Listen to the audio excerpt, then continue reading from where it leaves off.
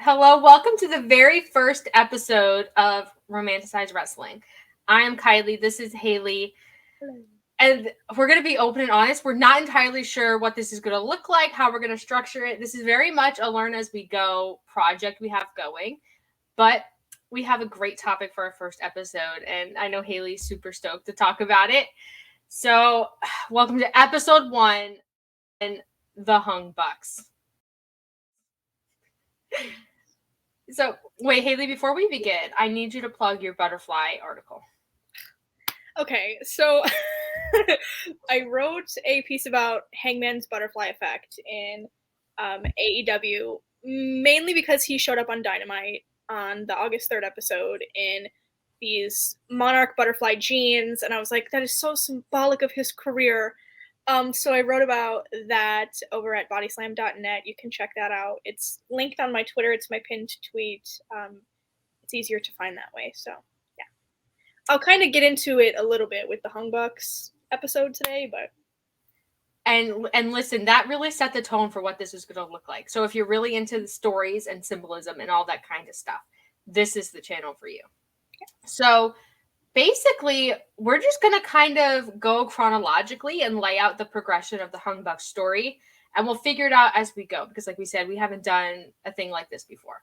So have some patience with us. We'll figure it out. It's a lot different than tag talk. It's a lot different than tag talk, but we'll sort it out. So at the very beginning, 2017, see the formation of the Hung Bucks, and they win the Ring of Honor 6-man titles. So at this point, they're, the Young Bucks and Hangman Page, they're in the Bullet Club, fully immersed in Bullet Club culture and Bullet Club lore and all that kind of stuff. But, the Young Bucks, who prior to being the Hung Bucks, they only really teamed with Adam Cole and Kenny Omega. Mm-hmm. So this was a major step for Hangman Page. It was, arguably his first major title win, his first major career accomplishment, I would say. And 2, this is a big step for the Young Bucks, teaming with someone who's a lot younger, a lot less experienced, and isn't Adam Cole or Kenny Omega. Yeah, I feel like it was almost kind of not a risk, but like you said, Hangman hadn't been wrestling for that long, and he had come into Ring of Honor, and they had taken him under their wing, and they had brought him into the Bullet Club. But yeah, he hadn't done anything major like this before. And, the Bucks being veterans, they had been in the industry a very long time at this point. So yeah, it was kind of a risk, but a risk that paid off, I think. Yeah, and I definitely think, and, looking back at some of the interviews and things the Young Bucks have done with Hangman and about Hangman, specifically back in the day, the Young Bucks used to do those wrestlers on the road ordering room service. They did one with Hangman, and they talked about Hangman, how he got into the Bullet Club, and the Young Bucks were really sort of tasked with being his mentors and his guides. And this was the culmination of that, because Hangman didn't win any other titles in Ring of Honor. And his next big title win didn't happen until he won the tag belts in AEW with Kenny. So the relationship between Matt Jackson and Hangman really started here. And I wouldn't say that it's always been smooth. Mm-hmm. And I think, in 2022, we definitely know that.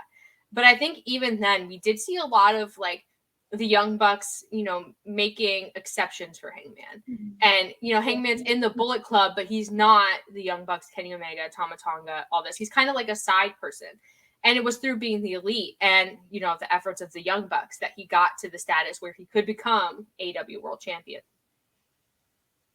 Yeah, and I almost feel like, too, like you said, they were making exceptions and, excuses because, again, Hangman a lot less experienced. Mm-hmm. But like you said, being the Elite is where he really shined and was able to kind of show that different side to him. And fans really connected with him on a different level thanks to being the Elite.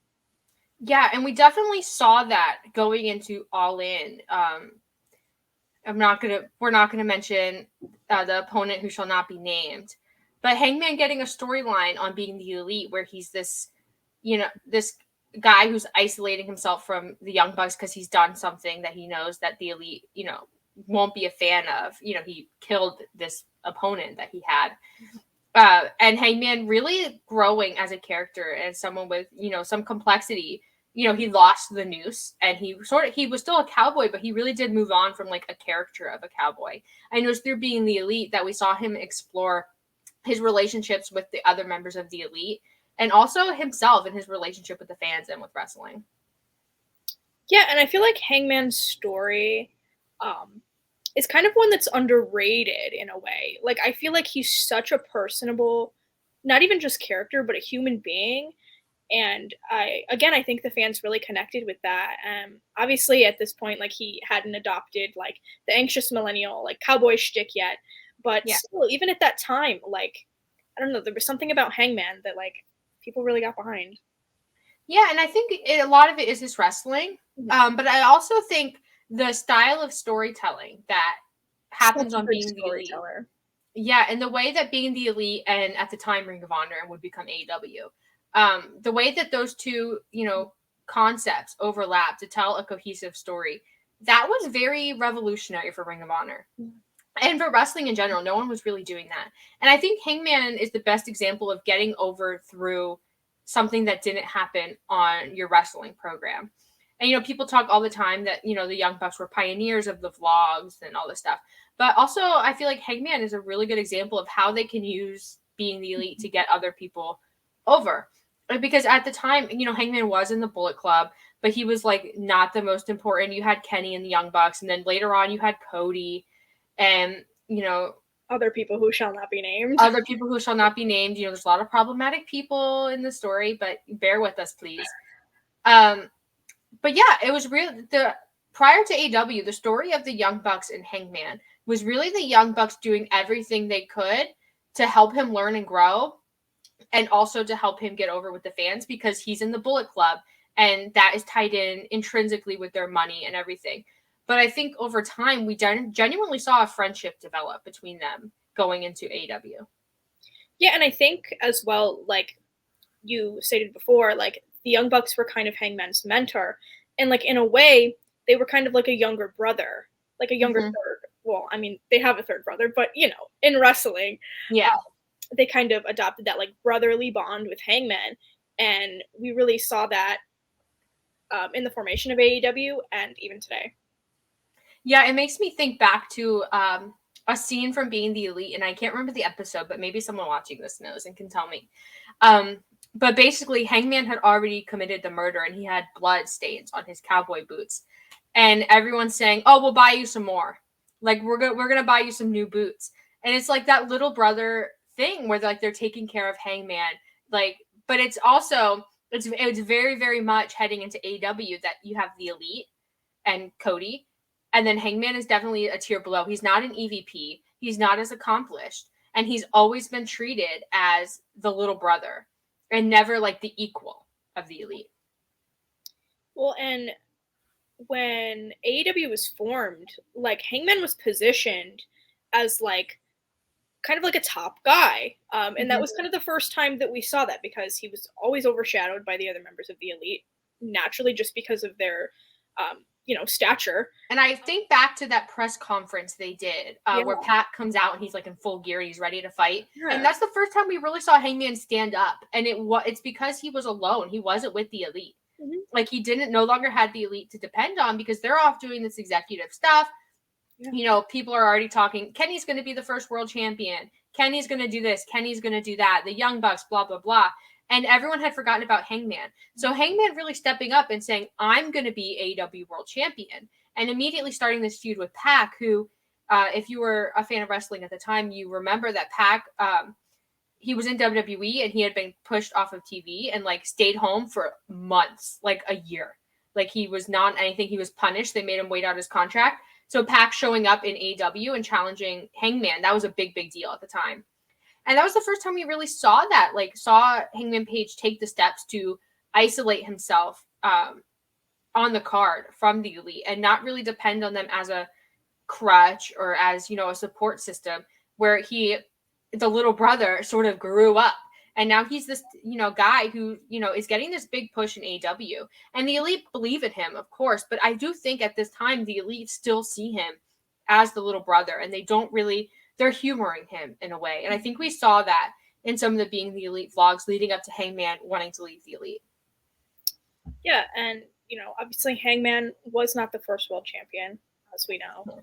And I think that kind of like lit a fire under his ass, for lack of a better wording, um, that made him really want to prove himself as a competitor and really blossom on his own without the elite.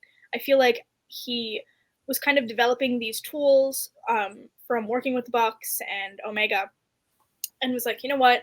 I want to try going out on my own and proving myself to them and proving myself to the fans that I deserve to be where I'm at. And I think, like you said, we really saw that in the vlogs leading up to his departure from the elite. Yeah, and I think when you look at the people who were positioned to maybe be, the first world champion, Kenny Omega, Chris Jericho, and Hangman Page were like the big three.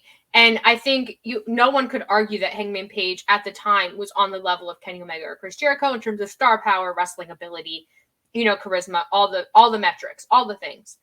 And so, it was maybe it was like some false like bravado he had. Maybe he just wanted to look like he was the bravest and that he could be world champion. Maybe he really believed it. I don't know. But the disappointment of not beating Chris Jericho, I think that weighed heavily on Hangman Page's mind because he did really build himself up. And there were, from that press conference to the match with Chris Jericho, fans really did get behind him in ways that they hadn't before. Like before he was Hangman Page, he's a lovable, like side character of the elite. He's crazy, he murders people, like he does all this funny stuff. He's involved in like all these weird matches, but he was never a singles world champion or a singles champion in a meaningful way. And so, but then he did that promo, and all of a sudden, fans are like, well, maybe Hangman could be the guy, but he wasn't. And that, I think the pressure of disappointing the fans and disappointing the Young Bucks and Kenny Omega, I think that was a major reason. Yeah, and Hangman has always been kind of that underdog character, so to speak. But I think that his feud with Pac really helped elevate him to a new level, especially when, he cut the promo and at the end he said cowboy shit. And that's kind of where that new era for Hangman began. And he was like, you know what? Maybe I can do this. I don't necessarily need the Young Bucks or Kenny. Like, I think I can do this on my own. Yeah, and that's interesting because if you look at the rest of the elite, specifically the Young Bucks and Kenny Omega, it was never really for them about doing something on their own. Like you could go out and you can do things, but like you're always part of the elite. You can always depend on the elite. But for Hangman, it was like the opposite. Like he didn't want to depend on the elite anymore. It's sort of like when you go away to college or you move out of your parents' house. It's kind of like that. Like he doesn't want to be codependent on the elite, and he also doesn't want to owe some of his success to the elite, because up until this point, everything Hangman had done had been because of the elite. He's popular because of BTE. He won the 6-man belts with the Young Bucks. That let him show his wrestling ability on a level he hadn't before. And I think, going into 2020, and, in 2020, he would win the tag belts with Kenny and all that. I think he's really starting to think about all the ways that, everything he's accomplished or that, he perceives to have accomplished wasn't his own doing. And I think there's a lot of resentment he has towards the Young Bucks, specifically Matt Jackson, for, not understanding his perspective and the issues he's having and sort of forcing him out of the elite, even though he just wants to go and do something on his own. Like the animosity was never Hangman's intention, but it was like the hurt feelings of the elite because they were never used to this. Yeah. And I feel like too, because the Bucks kind of treated him like that younger sibling, like in a way, everything that they were saying, they were trying to push him in a way to be better and be on their level. And I don't necessarily think that they went about it the right way, but like I think in their minds, like they thought that, they wanted him to reach that next level and that next peak. So, calling him a jobber or a drunk or like all of these things, they thought in their minds that like they were helping him and it was like in his favor. Yeah, and he won the tag belts with Kenny. They beat SCU on the Jericho Cruise, and that was like And Hangman said it himself, that was his first big career accomplishment. Like, that's his first big thing that he's done. And winning the tag belts with Kenny Omega, who's, you know, an former IWGP World Champion, you know, he's all these things. That was big for Hangman. And I think by this point, the animosity the Young Bucks, specifically Matt Jackson, if we're being honest, felt towards Hangman for not wanting to be part of the Elite and not understanding, like, the bond they had. I think Matt Jackson starts to feel a little bit betrayed by that, because Kenny Omega would never do that to them. And, you know, if Adam Cole was still around at the time, he wouldn't have done that to them. And to the Young Bucks, being a trio is a big deal, because all the trios are all their best friends. So we start to see, you know, Matt Jackson, he throws the drink in his face. He calls him a jobber leading up to the Revolution match in 2020. And the animosity was never, when I look at the story, it was never Hangman's intention to fight with Matt Jackson about this, and the feelings of betrayal and, like, the way they resent Hangman for not being, you know, maybe not being grateful for what they've done for him, or, you know, and to an extent, I do think they feel that way towards Kenny Omega too for choosing Hangman. But going into the Revolution match, there's so many, like, emotions circulating, and it's because there was no clear communication that ever happened. Yeah, outside of Hangman really just being like, hey, you know, I want to take a step back from the Elite. Like, I want to go out on my own. Like, I hope you guys can respect that and whatever. And they wouldn't allow it to happen. Like, even though in Hangman's head, he was out of the Elite, they kept him in close quarters and wouldn't let him go. Yeah. And Hangman had said, well, I'm tired of being the least, you know, successful member of the Elite. But to the Young Bucks and Kenny Omega, in their mind, every, you know, Elite win or, like, a successful member of the Elite raises everybody, because, you know, it's being the Elite. And that's how everyone, you know, really got popular. They did it together as a unit. And I think at this point in time, they feel like Hangman is part of that. Like, he's a successful member of the Elite because the Elite is successful. So there's definitely, like, a group versus individual mentality happening, where Hangman doesn't feel that way, because he doesn't have the history and the successes and all the stuff that the Young Bucks and Kenny Omega have, because he's younger, he's less experienced, and he's never gotten the opportunities that they have. And now he's getting the opportunities, but he's constantly failing. And that's ultimately, you know, the reason why it's not that he never wanted to be in the Elite, or, you know, some people are saying he was tired of being friends with the Elite or whatever. It was always about, like, being his own person, and the Elite didn't see it that way, because to them, Kenny Omega won the IWGP, you know, heavyweight title, but he was still part of the Elite. Yeah. And Hangman doesn't see it that way. And Hangman was, I mean, he was sick of the comparisons and always being compared to them.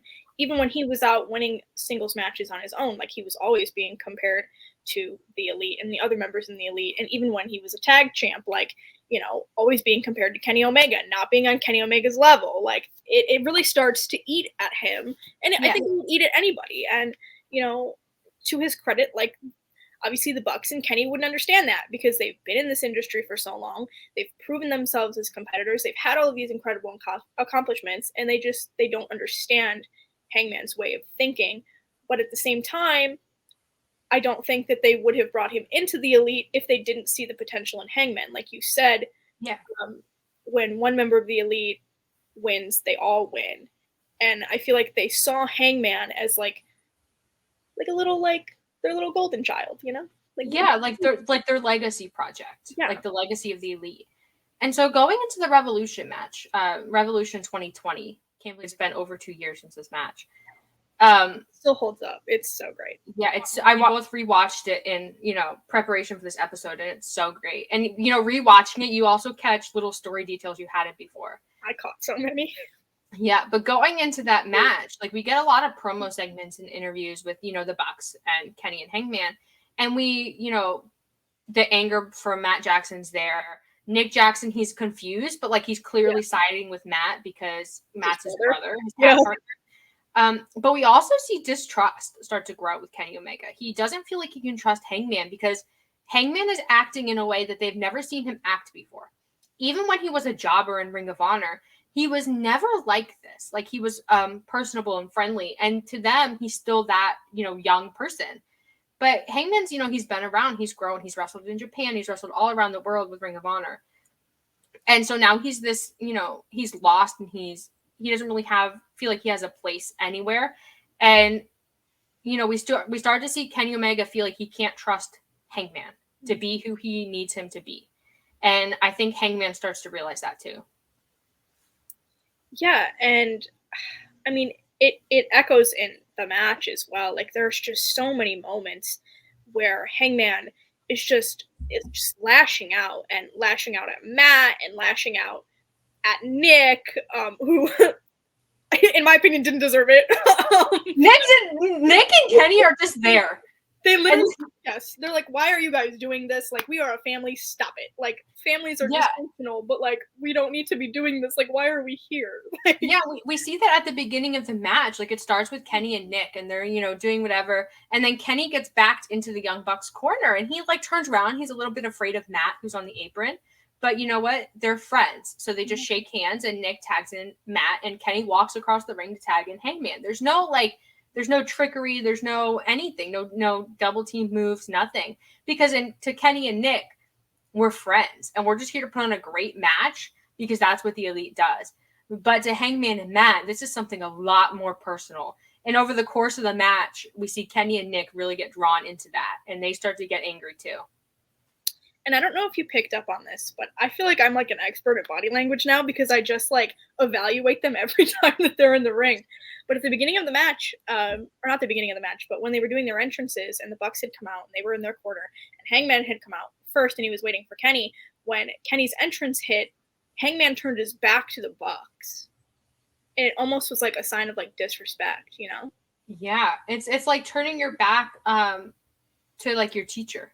Like, that's something you would never do. Yeah, you would never. No. And I really do think, I think the relationship between Kenny and Hangman is interesting. And of course, this is the Hung Bucks episode, so I don't want to get too much into it. But I do feel like at this point, Hangman does feel the title belt slipping away from them. And of course, they beat the Young Bucks here. Yeah. But I think he's starting to feel, and he's starting to see Kenny Omega get, trust him less. He's starting to side with the Young Bucks a little bit more in their conflict. And he's starting not to feel as part of the tag team. And when, they do lose the belts, they lose them to FTR. And of course, Hangman gets manipulated and screwed over by FTR. We immediately see Kenny move into singles. Mm-hmm. And he beats Hangman in the World Title Eliminator Tournament. Then he beats Moxley and he does the heel turn. And I think we see the seeds of him wanting to, go back to this Moxley feud while he still champions with Hangman. Yeah, and I feel like this was kind of the beginning of, Hangman's descent into kind of like that floating area. And he's had many moments like that in his career, but he was feeling so lost, feeling his friends slipping away, feeling the title slipping away, and really himself, like he just completely lost himself. And it was something that we've never seen from Hangman before. Yeah, like in the Revolution match, he spits in the face of Matt Jackson. Yeah. And that's, everyone talks about that moment and whatever, but Hangman would never do that. No. Like, even in like his early days of being part of the Bullet Club. Like, Bullet Club, the relationship between Bullet Club members was so strong. Like, no one turned on anyone until the Bullet Club Civil War, or if you were being kicked out of the Bullet Club. So, and I feel like to an extent, the Young Bucks and Kenny Omega still have that mentality and that, faction mindset where like we work as a unit. And so for Hangman to do that was like the big thing that really, hurt Matt Jackson and really got Matt Jackson going into this match, was Hangman spitting in his face, being disrespectful, not working this match like a friend would work a friend. I mean, he was, and these four guys, like, they know each other so well. They've wrestled together for years at this point. They had wrestled each other before. Like, they know each other inside and out.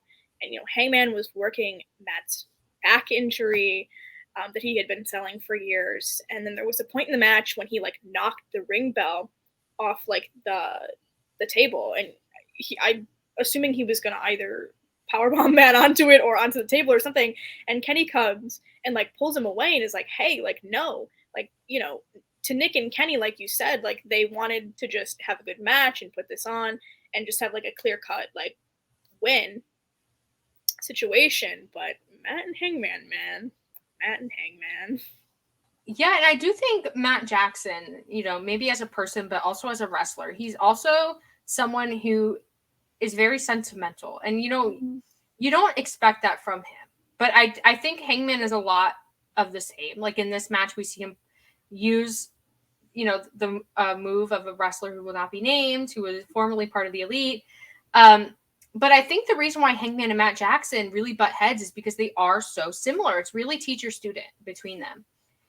And this match, there's so many moments, and we could do an entire episode just on this match because of how many things. But by the end of the match, I think the Hung Bucks, the animosity there has really tarnished the relationship. And we see that, that anger turned on Kenny Omega with, they do, the Golden Lover. They imitate the Golden Lovers, and they do the Golden Trigger, and then Kenny Omega kicks out at 1 in that famous moment. But yeah, the fractures between the Hung Bucks, like at this point and at the end of this match, there's definitely a feeling that it's almost irreparable. And even at the end, too, that famous moment when, Kenny turns his back to Hangman and is kind of like going over to the Bucks, shaking hands, whatever, and Hangman goes to leave the ring, and then he comes back, and then he hesitates, and it looks like he's almost going to do the buckshot lariat on Kenny, and he decides, obviously, against it. But, like, that's really planting the seeds of, like, Hangman just, being absolutely fed up with the Elite. Yeah, and I definitely think he feels like that's a last resort. I think by the end of this match, he definitely thinks, oh, it's them versus me, because there's also, for a second, it did look like he was going to get a triple super kick from the Elite. And I think Hangman at this point, he's like, I'm well and truly on my own. Like, I can't depend on Kenny Omega because he will always choose the Young Bucks over me.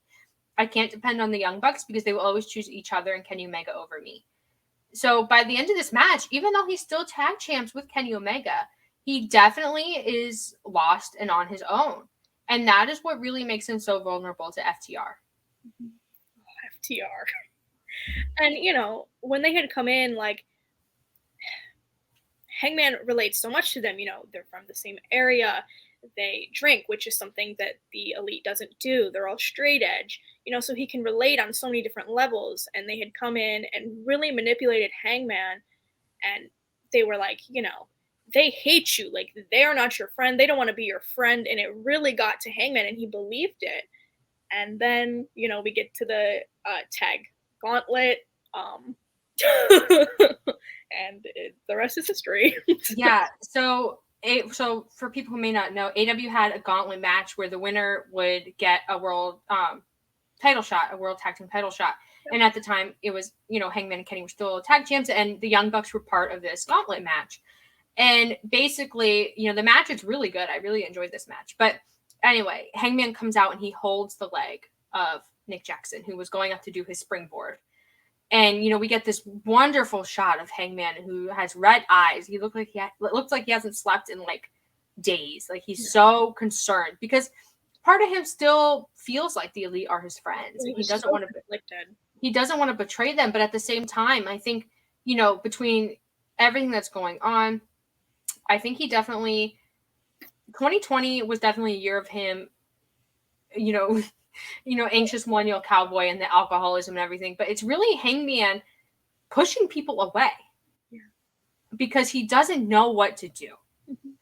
And so we have the Revolution match, and then later on they lose the titles to FTR.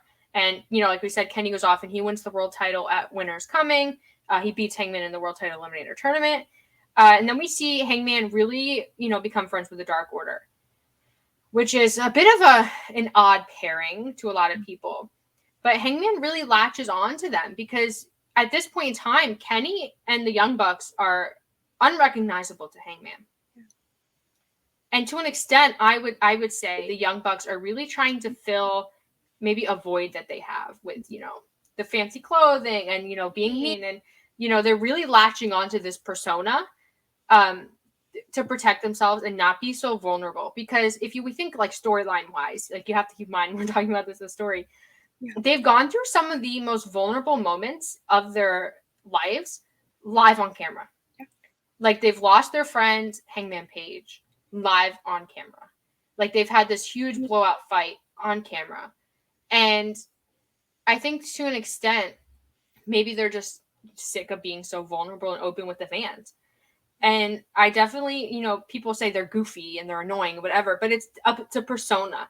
And I think Young Bucks, character wise, they are people who are, like hurt and lonely, who are adopting this persona to fit in with the crowd, with the Good Brothers and, Adam Cole and all them, that they no longer fit with.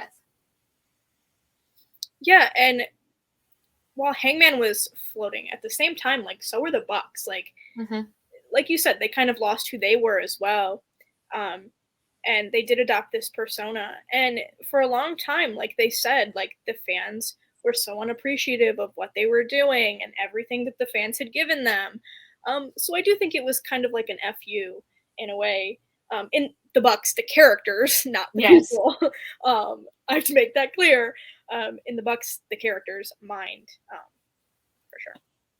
Yeah, and we see Kenny, he becomes the belt collector, and he is so far from the Kenny Omega who won the tag belts with Hangman Page.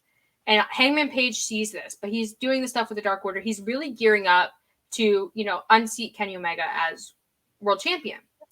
So 2021, we move into this, Hangman Page working his way up, but never quite getting there because he works his way up and then he takes a loss and he falls back down the rankings.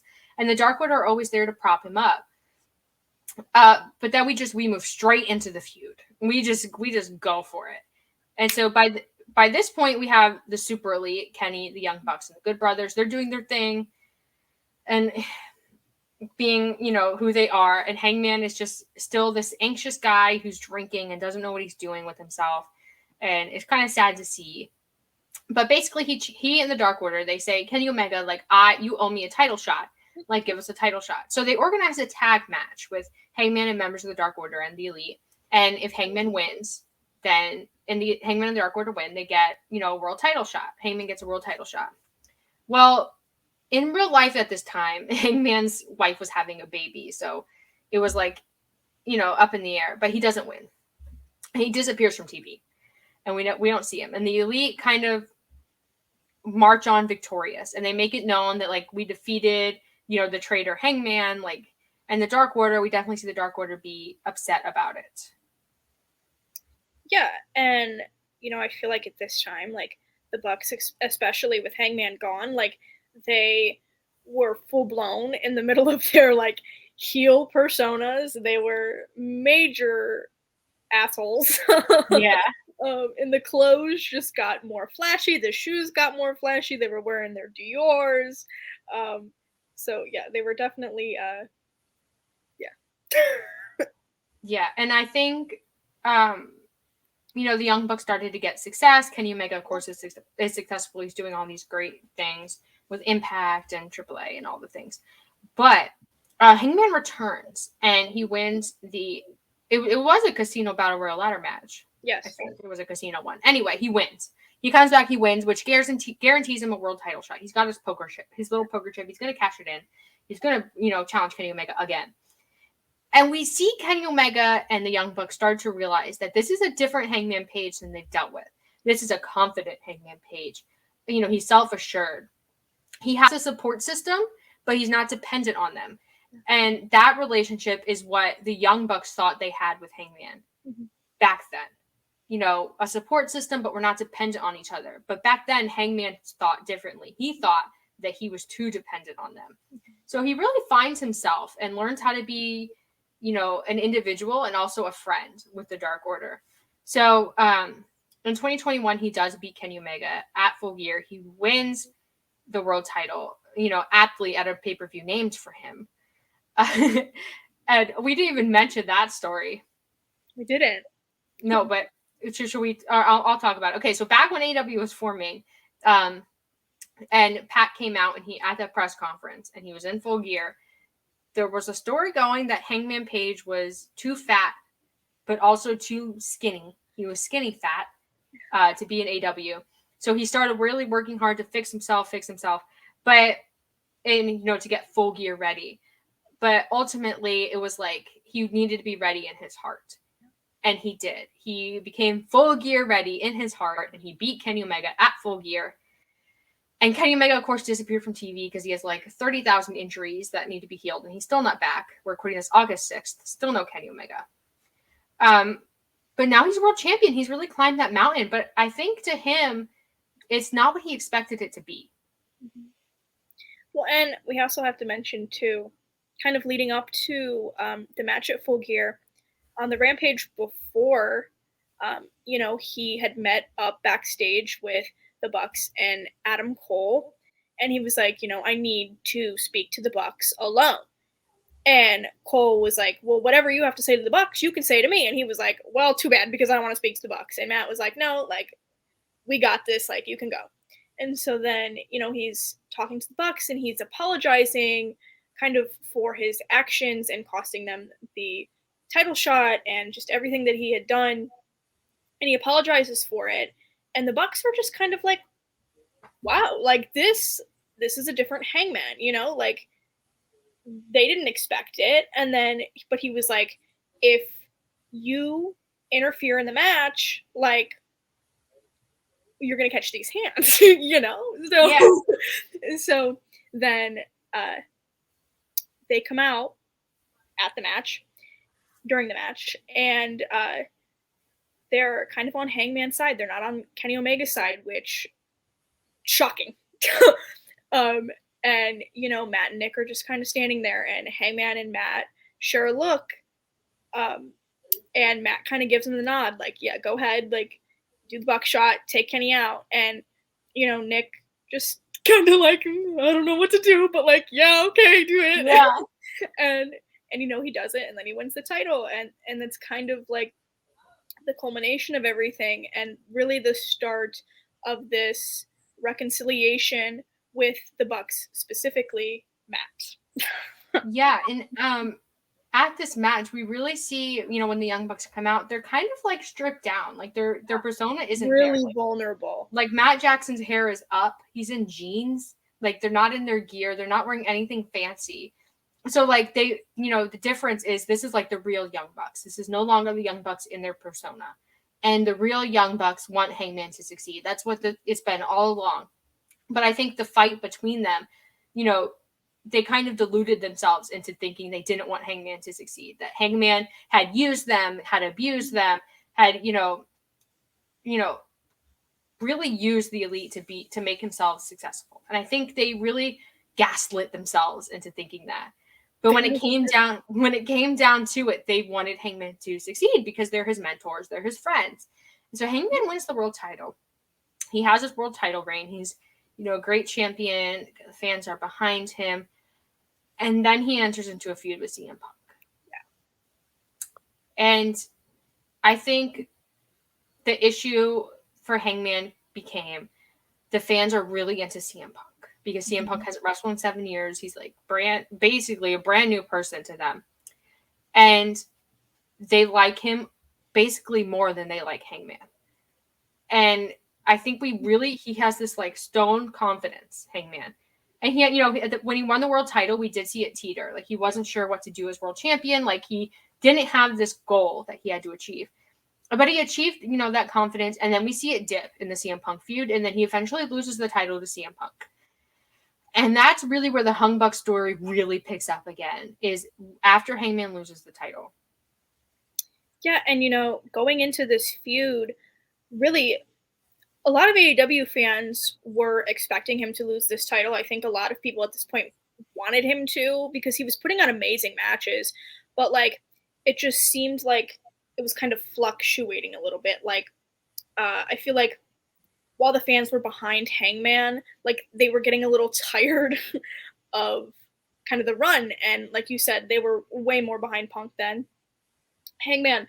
But after he lost the title, this title, I feel like while like he was very upset about it, at the same time, like he knew that he didn't have to be like dependent on a title to be great. Like he's proven that he's great. The Dark Order has really helped him see that, and the Bucks, even though, they're fighting.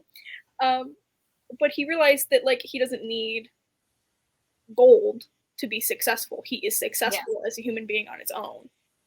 Yeah, and I think that was ultimately for Hangman, it was never about the belt. It was always about learning to have the mindset of a Kenny Omega or, you know, the Young Bucks who The are fully mindset of a confident in champion. themselves. Yeah, who are they always act like they're champions Yes. because, you know, they understand how great they are. So at Double or Nothing, he loses the title to Punk, which Punk eventually, you know, he has to give up the title because he, you know, broke his foot. But within the period of Double or Nothing, so at the end of May to the end of June, we see Hangman move immediately into a Forbidden Door program. Yeah. So Hangman is part of this four-way with Okada, Jay White, and Adam Cole, which was a great match. Yeah. You know, I really did enjoy it. But the interesting part comes at the end. So basically, everyone is so beat up after this match, especially Adam Cole, because he's, you know, severely concussed, and they have to, you know, they end the match early. And, you know, the Bucks and Red Dragon come out and they're helping Adam Cole, they're helping their, you know, ally Jay White, and even Okada has, you know, refs helping him, and Hangman's alone.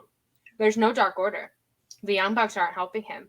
He has no one, and we see the Young Bucks hesitate, and they, you know, Hangman's pulling himself up on the ropes. He's trying to stand. The Young Bucks are in the ring. They're watching him. And because by this point, I think the Young Bucks facade without Kenny Omega, they're really, you know, changing as people. Yeah. And so Hangman, you know, he gets out of the ring. The Young Bucks get out of the ring. They're still watching Hangman. And it's Kyle O'Reilly who comes up and he's like, "Hey, like, what are you doing? Like, let's go. Over here, let's go." Yeah, like Adam's super hurt, and you're sitting here staring at Hangman, and Hangman walks all the way to the back on his own without any help. But that small interaction between the Young Bucks just looking at Hangman is so significant because, like, even 5 months before this, they never would have done that. So this moment really proves how different Hangman is and how different the Young Bucks are at this point. Without Kenny Omega, without, you know, the tag team drama and all this stuff, by this point now we're back to the Elite, who the Elite were in 2018 before AEW was a thing, that bond that they had. Yeah, and like you said, I feel like, you know, when Kenny isn't around, they're different people. Like Kenny became somebody that none of them recognized. And I think though the Bucks like realized it, you know, there was nothing really they could do about it, you know, because Kenny's gonna be Kenny. Yeah. Yeah. And, you know, Kenny Omega, by all accounts, he's coming back soon or it's whatever, but Yeah. this is the Hung Bucks episode. Yeah. So we see Hangman, he didn't beat Okada, Jay White, and Cole. He's still friends with the Dark Order, but we see like a little bit of a shift in their relationship. So the Hung Bucks, we start to see little interactions or little signs that maybe we're getting the Hung Bucks reunion. And the first instance of this is a promo the Young Bucks do, and they say, "We have no friends here. Adam Cole is gone. Kenny Omega's gone. There's no Good Brothers. Like, we don't trust Jay White. Like, we don't trust Red Dragon, so we're alone." And we see like them go, "Oh, but there's that one guy." Nick Jackson's like, "No, I got my belt." Yeah, it's like I'm we'll accept, and then he's like, "Well, no, we have the titles actually." Yeah. So once again, we see this sort of dichotomy between friendship and success and like championship belts. And I feel like that's at the core of this conflict between these two, you know, the Young Bucks as a character and Hangman as a character, is like finding a balance between, you know, your personal success and your friendships and your success as a group. And we see that here. And then, you know, being the Elite, we get some interesting things on being the Elite. But yeah, between Forbidden Door and now, so like 6 weeks or so, that's where the Hung Bucks build has really, really, really picked up. Yeah, and then, you know, the Bucks lose the titles, and then they win the titles back, very briefly, and then they lose them in a match to Swerve and Our Glory, who are the current AEW Tag Champions. And there's really a shift in the Bucks too. Like they're in a position that Hangman was once in, you know. And I feel like now Hangman is coming in and he's going to act as that like salvation for the Bucks and like guide them, like the Dark Order had done for him. Yeah, and so on Dynamite, we get a lot of great moments that really tease the Hung Bucks, but we don't see them on TV for a long time. And then eventually we get this moment where trio titles are introduced and it cuts to, you know, a Cutler Cam segment. And, you know, the Young Bucks don't want to talk. And basically, Brandon Cutler mentions the trios titles, and all of a sudden they're interested in talking, but they don't want Brandon Cutler. And they walk around a corner, and there's Hangman, and we get a happy birthday and like a, your birthday's tomorrow, happy birthday to you, just like a pleasant interaction. And we see Matt Jackson start to say, hey, I've been meaning to tell you for a while. Yeah. And the Dark Order interrupts, but he's referring to being the Elite. At the end of one of the episodes, he types up a text message, basically saying, I'm super sorry for everything that's happened. Like, can we please talk and work this out? And presumably he never sent it to Hangman. Mm-hmm. But we do see, that being the Elite Monday. So that Wednesday after, we see Hangman in very Young Bucks inspired clothing. And he's on his phone. We were crazy for that, but yeah, people did think that we were crazy, but symbolism is important in stories concerning the Elite. Bandana, the hair was up in a bun like Matt. He had the tie on and the phone in his hand. Yeah, and so we see, these little signs that maybe there's communication happening between Matt and Hangman, if not actually like through the phone texting, like maybe subconsciously, like they're just testing the waters of this. And so we have that small interaction backstage, and after it, Cutler's like, oh, that was like really embarrassing. And the Young Bucks are upset by this. Like, they're shut up, Cutler. They're upset that they didn't get to talk to their friends and work it out. And they're a little they're a little embarrassed by it, that, the Dark Order has this relationship with Hangman, who they felt for the longest time was so integral to the Elite. And, Matt has had a couple of moments over the past few months where he's really wanted to go and speak to Hangman, but like the Dark Order are always there. Like that moment where he was talking to, I believe it was Matt Hardy, and he had went to the room where Dark Order and Hangman were. I think this was when they were still at Dailies, I don't remember. But he had gone to go and speak to Hangman and presumably talk it out, and they were in there like partying and whatever, and we just get a shot of Matt just so distraught and wanting to go in there and say something, but like also realizing that like he has the Dark Order now, like he doesn't need, maybe he doesn't need me, maybe he doesn't need Nick, like maybe he's okay on his own and he doesn't need us. Yeah, and so it's really interesting, and it's important for the story that it's not Nick who was seeking out Hangman, it's Matt. Yeah. And the conflict was always between Matt and Hangman. So Matt seeking out Hangman is so important for the story because it makes, this reconciliation so much more genuine. Because if it had been Nick, then there's always, the opening that Matt is doing this just for Nick and not for Hangman and himself. But because it's Matt and he's the one reaching out for Hangman for weeks and weeks, that's important. And so moving into, the recent stuff, being the Elite, Adam Cole sees this interaction, this backstage interaction between the Young Bucks, and he's upset. He doesn't understand it. Trios titles, surely a member of the Undisputed Elite would be with, with the Young Bucks, but they don't want Bobby Fish because in their minds they're thinking Hangman. And we see, Adam Cole and Red Dragon turn on the Young Bucks on Dynamite. And I'm not sure if the Young Bucks saw this coming. I guess we'll find out on Being the Elite this week. But basically Adam Cole is like, I remember what you did to me. Because the Young Bucks, of course, murdered Adam Cole in story. And they had kicked him out of the Bullet Club. Yeah. And then the Young Bucks are rescued by Hangman Page. He shows up. He runs out with a lead pipe, ready to beat him. He's angry. He's, cursing. He's running down the ramp cursing. He's very upset. Gets in the ring and trips. Yeah. And he chases off Red Dragon and Adam Cole. And he's standing at the ropes. And he's looking at the entranceway. And the Young Bucks are behind him, of course. Nick is just standing. He's perfectly fine, making no effort to help Matt Jackson up. Just standing there. Staring at Hangman. Yeah. And Hangman turns around slowly and he sees Matt Jackson on the ground. And Matt Jackson is distraught. He's upset. He's lost all his friends now because, Red Dragon and Adam Cole were his last friends. And Hangman helps him up. So all this effort Matt had put into reaching out to Hangman, trying to get Hangman to talk to him, this is our first instance of Hangman reciprocating that. it's almost like he like manifested it in a way, you know, like even though he never sent those texts, like he wrote them out and like subconsciously, like he was thinking about Hangman and like Hangman was thinking about him and like now and now here we go. But even when Matt like went to grab his hand, like the relief that like washed over his face, and even I know we were mostly like looking at the interaction between Hangman and Matt, but Nick in the background, like his facial expressions too, like he just looked so I don't even know how to describe it. Like he looked like he was going through so many emotions, and that's Yeah, not something we really ever see from Nick. Like we don't see yeah. him act super vulnerable like that. Yeah, I think at first, there's definitely shock because I don't think he expected Adam Cole to do this. I don't think they really knew that Adam Cole knew that he had been murdered by the Young Bucks. But then, he sees Hangman start walking towards them, and there's a little bit of trepidation because this is their rival. And in his mind, that Revolution match, that's the reality of their relationship now.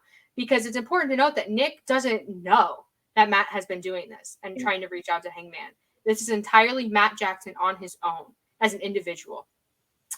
And so, but then Hangman reaches out, Matt grabs his hand, and we see this it's like a slight smile, but also like a lot of shock and like awe because he didn't expect it. I don't think Nick Jackson ever expected Matt and Hangman to work it out.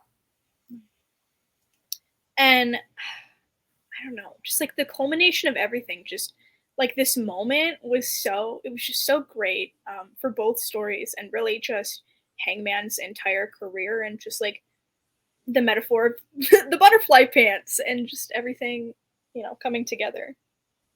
Yeah, and you can always go back through the story and you can find other little moments and little things, of course. So many But I think it all comes down to the elite learning to, work and operate, as a team and as friends, but realizing that their friendship should come before executive vice president duties or, championships and world titles and winning matches and all this stuff. Because the elite, Kenny Omega and the Young Bucks are inarguably some of the most successful wrestlers probably ever in terms of accomplishments and like impact on the industry.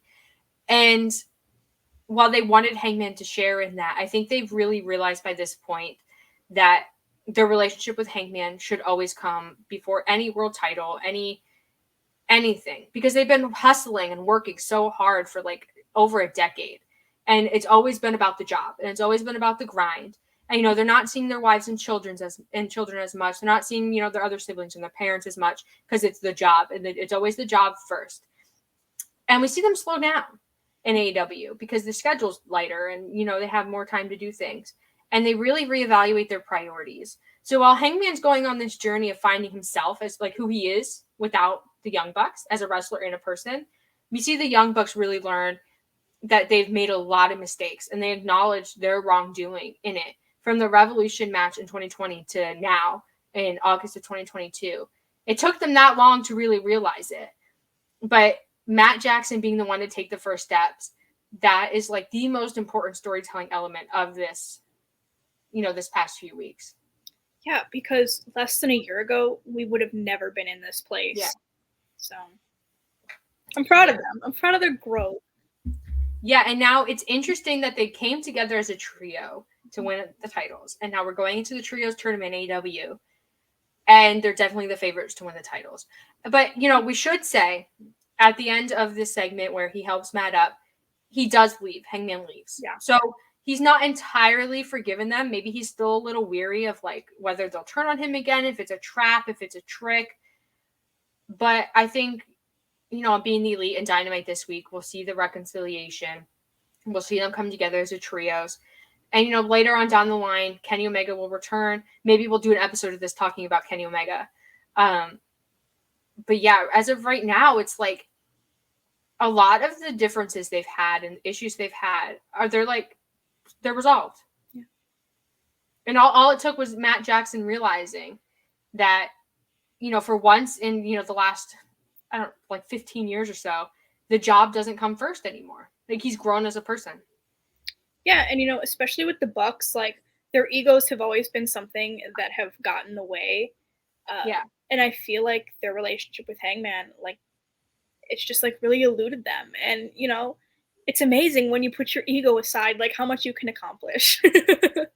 Yeah, so I'm super excited where this story goes. Like, there's so much depth to it and so much genuine human emotion to it.